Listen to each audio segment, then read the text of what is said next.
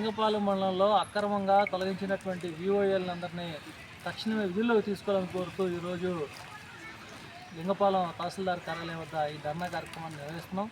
మరి లింగపాలెం మండలంలో ప్రభుత్వం మారిన వెంటనే గతంలో పనిచేసేటువంటి 11 మంది విఓఏల్ని చాలా అన్యాయంగా అక్రమంగా ఎటువంటి కారణం లేకుండా ప్రొసీజర్ పాటించకుండా తొలగించి వాళ్ళకి నచ్చినటువంటి వాళ్ళని విధుల్లో తీసుకున్నారు.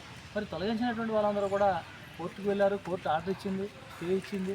అయినప్పటికీ ఆ ఆర్డర్ను కూడా లెక్క చేయకుండా ఇక్కడ ఉన్నటువంటి ఏపీఎం, సీసీ అధికారులు కూడా చాలా అన్యాయంగా కొత్త వాళ్ళని నియమించి ఆన్లైన్ చేశారు.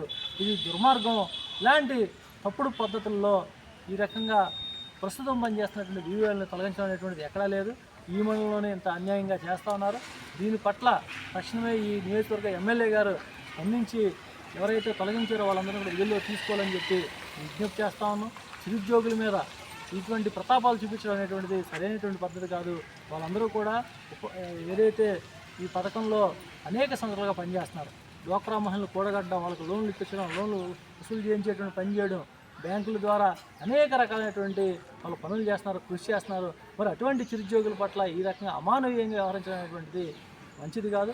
తక్షణమే ఈ మండలంలో ఎవరైతే తొలగించారో 11 మంది వివోలు ఎవరుతున్నారో వాళ్ళందరినీ కూడా విధుల్లో తీసుకోండి. ఈ 11 మందిలో విజయ్ కుమార్ అనేటువంటి వివోఏ ఇటీవలే మానసిక ఆందోళన, అనారోగ్యంతో మరణించింది.